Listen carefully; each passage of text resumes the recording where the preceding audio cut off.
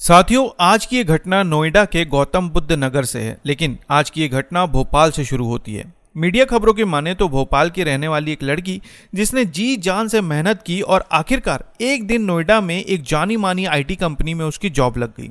अब जॉब लगते ही युवती सीधा नोएडा की तरफ चली गई, जहां पर नौकरी करते हुए उसे 1.5 लाख की सैलरी मिलने लगी। अब लड़की की जॉब अच्छी थी, सैलरी अच्छी थी और फिर एक समय बाद परिवार वालों ने लड़की से कहा कि अब तुम्हें शादी कर लेनी चाहिए, लेकिन शादी के लिए एक अच्छे लड़के की तलाश थी। तब परिवार वालों ने दोस्तों रिश्तेदारों से बात चलाई, लेकिन कोई भी रिश्ता उन्हें कुछ ज्यादा समझ में नहीं आ रहा था और आखिरकार लड़की ने खुद ही एक मैट्रिमोनियल वेबसाइट पर अपनी प्रोफाइल बनानी। अब मैट्रिमोनियल वेबसाइट पर प्रोफाइल बनते ही कुछ अच्छे रिश्ते सामने आने लगे, लेकिन फिर एक दिन युवती के पास मैट्रिमोनियल वेबसाइट से एक लड़के का मैसेज आया। दोनों में बातें शुरू हुई, दोनों एक दूसरे की पसंद नापसंद जानने लगे और फिर कुछ इस तरह से कई दिनों तक दोनों ऑनलाइन चैट पर ही बात करते रहे। लेकिन फिर एक ऐसा समय आया जब दोनों ने एक दूसरे से मिलने की इच्छा जाहिर की। इसके बाद 11 अगस्त 2024 को दोनों पहली बार नोएडा के सेक्टर 56 के एक होटल में मिले। दोनों ने वहां पर कई घंटों तक बातें की। लड़के ने बताया कि वो एक बिजनेसमैन है और अच्छा खासा कमा लेता है। अब दोनों के बीच लंबे समय से ऑनलाइन बातें हो रही थी और जब दोनों पहली बार मिले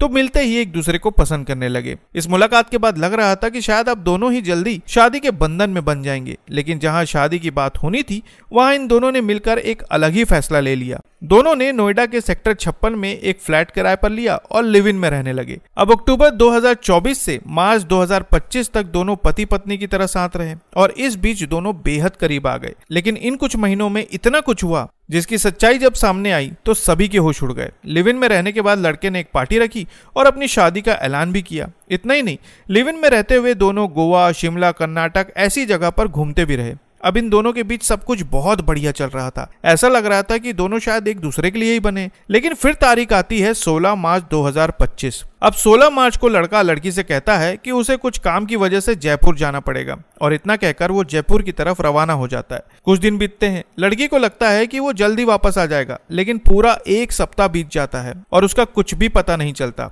अब लड़की परेशान हो जाती है, लेकिन फिर एक हफ्ते बाद उसे कुछ मैसेज आने लगते हैं और उस मैसेज को देखकर उसकी हालत खराब हो जाती है। मैसेज फाइनेंस कंपनी का था, जिसमें यह बताया गया था कि आपने 40 लाख रुपए का लोन लिया है और इस मैसेज को देखकर उसके होश उड़ जाते हैं। और फिर जैसे जैसे ये मामला आगे बढ़ता है, एक बेहद चौंकाने वाली सच्चाई सामने आती है। लिव इन में रहते हुए लड़के ने युवती को बुरी तरह से अपनी जाल में फंसा लिया था। सबसे पहले उसने शादी का ऐलान करके लड़की को पूरी तरह से अपने भरोसे पर लिया और फिर एक दिन उससे कहा कि अब तुम जॉब छोड़ दो, अब तुम्हारी जिम्मेदारी मेरी है। लड़की ने भी उसकी बात मानी और जॉब छोड़ दिया, लेकिन इस बीच वो युवती का मोबाइल कई बार अपने पास रखता था। अब हुआ ये कि लड़की का मोबाइल लेने के बाद लड़के ने युवती के खाते से 25 लाख रुपए अपने खाते में ट्रांसफर कर लिए। लेकिन मामला यहीं पर खत्म नहीं हुआ।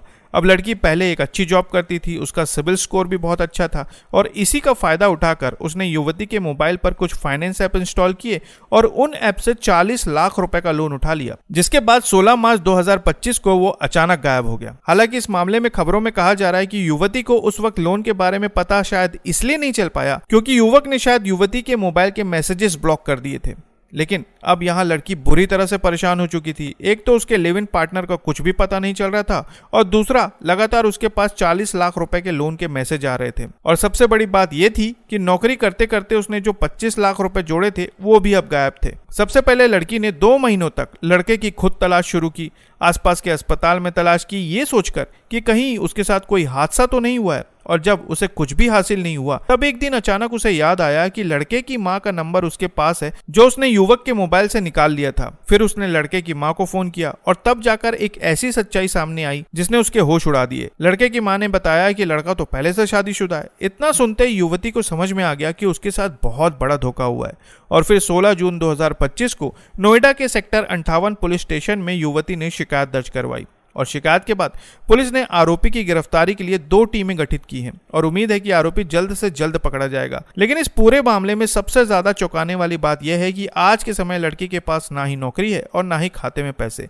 लेकिन इस मामले से हमें एक बहुत बड़ी सीख मिलती है कि किसी पर भी आंख बंद करके भरोसा ना करें, क्योंकि आप नहीं जानते कि किसके मन में क्या चल रहा है और वो कब आपका फायदा उठा सकता है। इसलिए साथियों, सतर्क रहें, सचेत रहें और नई खबरों के लिए नवीन खबर को सब्सक्राइब करना ना भूलें। फिर मिलते हैं एक नई खबर के साथ, तब तक के लिए आपका बहुत बहुत धन्यवाद।